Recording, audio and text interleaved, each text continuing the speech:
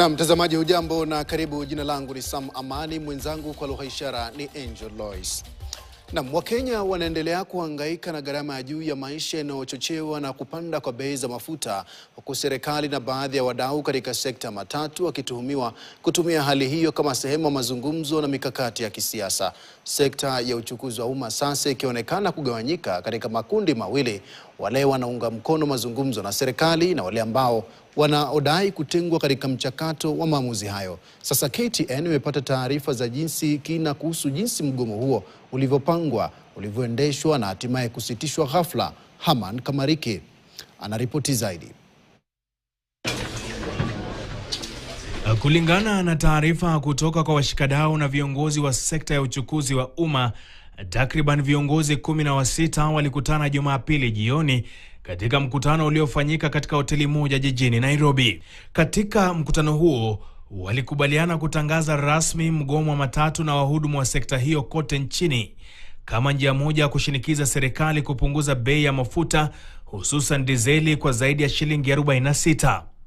Kwa mujibu wa waliohudhuria mkutano huo, mpango ulikuwa wahudumu wa matatu kusitisha huduma za usafiri, kuegesha magari yao barabarani na kuziba baadhi ya barabara kuu kama njia ya kuongeza shinikizo kwa serikali.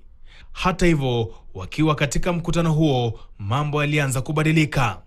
With all due respect, we respect each one of us here. Inadaiwa kuwa mara tu baada ya mkutano huo, Kushan Mushiri, afisa mkuu mtendaji wa shirikisho la sekta ya uchukuzi wa umma na mwenyekiti wa kitaifa wa chama cha wamiliki wa matatu, alipokea simu kutoka kwa mkuu wa miradi maalum ya rais na mtaratibu wa sekta ya ubunifu Dennis Itumbi, akidaiwa kufahamishwa kuhusu mipango ya mgomo huo. Itumbi anadaiwa kumtaka Mushiri kuahirisha mgomo huo hadi mazungumzo rasmi yafanyike na viongozi wa wizara husika. Hata hivyo, viongozi wa matatu pamoja na washikadau wengine walikataa pendekezo hilo, wakisisitiza kuwa bei ya dizeli ilipaswa kupunguzwa kwa angalau shilingi 35. We had agreed not to stop the strike. That was the decision which he had from the word go. So many of us were not happy with the suspension of the strike.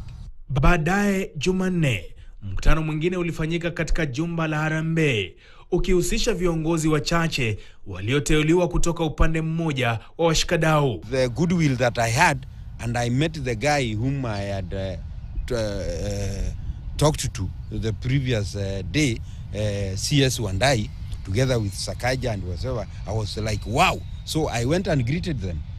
Then we sat, and then as I was sitting, they were doing the final remarks, and the meeting had already finished. Taarifa hizo pia zinadai kuwa baadhi ya washikadau waliounga mkono serikali walilipwa zaidi ya shilingi 500,000 kila mmoja ili kusaidia kusitisha mgomo huo na kutuliza hali ya kisiasa na kiuchumi. Pia wanadaiwa kulipiwa tiketi za ndege kuelekea Mombasa kwa mkutano unaotarajiwa kuongozwa na rais. I don't understand the envelope thing, because I didn't see the envelope inside the room. There was no envelope, and I have not seen one. Actually, I'm looking for it. If anyone has that envelope, actually, yes. I don't subscribe to the envelope. Haman Kamariki, KTN.